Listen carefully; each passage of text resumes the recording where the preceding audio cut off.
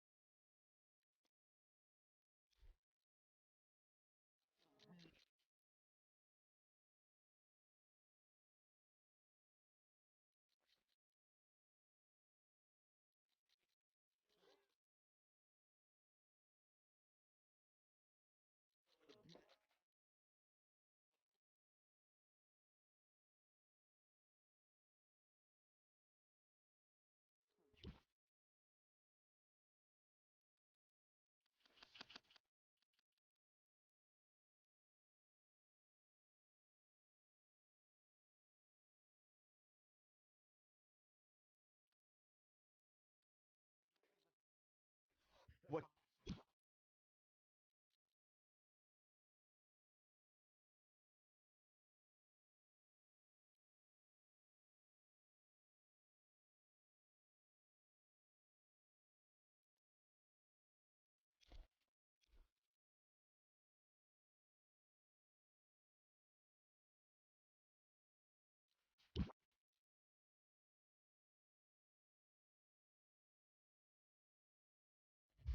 Let's start creating your look. If you haven't already done so, download the GameFace HD app. Scan yourself and get your face in the game.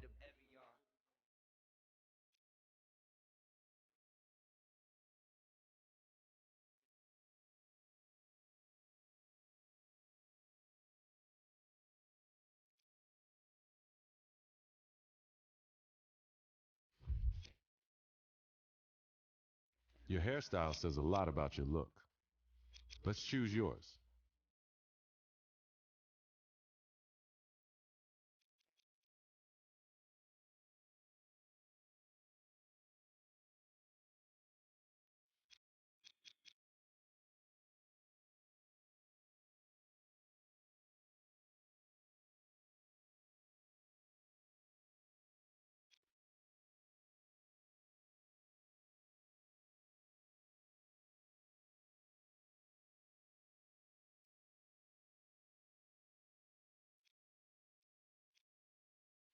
Beard, scruff, or clean shaven, your path to facial hair greatness starts here.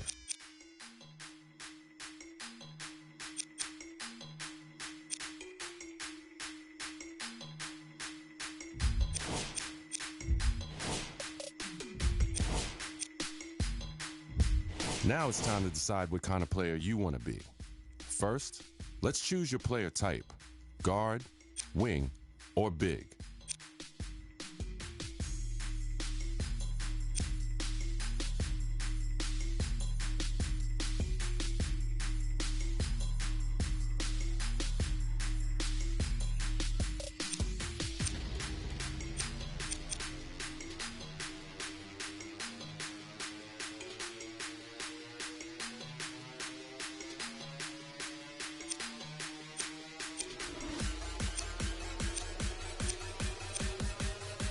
Now, let's define your style of play.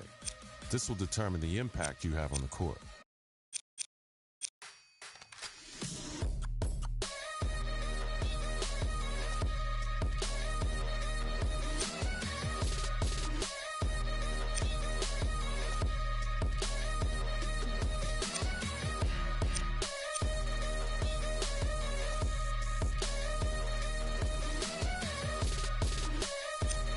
Now, it's time to choose your player's height and weight. Every choice you make here will affect your player's physical capabilities, both good and bad. So choose wisely before you lock in.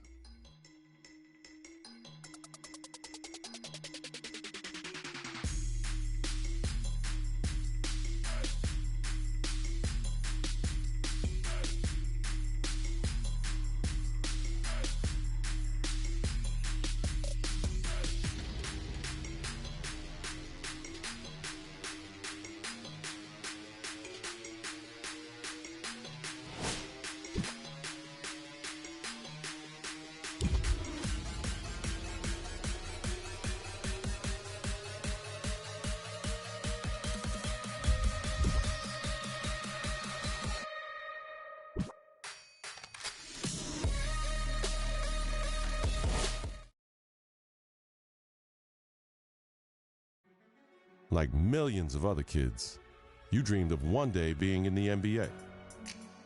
You wanted to be a star, and someday to rise above and become the greatest to ever play. You dreamed of being the one. But the road to stardom is never easy. There are obstacles, injuries, and disappointments. Adversity is universal. It can happen to anyone at any time. And one day, it happened to you. You went from being a guaranteed lottery pick to a kid who may never even play college ball again.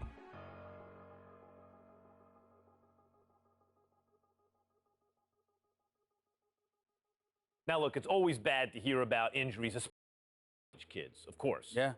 But Stephen A. Smith, this one is particularly disheartening because we are 2 weeks into the season and one of the top NBA prospects in the country goes down potentially with a season-ending injury, a knee injury. That's a killer. I couldn't agree more. When I heard he was carried off the floor today, all you can do is find yourself hoping that he'll make it back. That's the bottom line. But my heart goes out to him because I didn't expect this. This is a devastating injury. It's never good to have something like this happen to you. The team doctor broke the news. Torn ACL, sprained MCL, and a torn meniscus. Surgery was scheduled, but your game will likely never be the same. At the 2016 NBA draft, your name is still mentioned.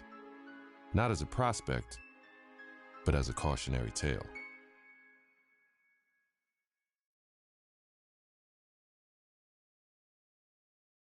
Now, there's another huge story in this year's draft. A record number of underclassmen, 30 of them, undrafted.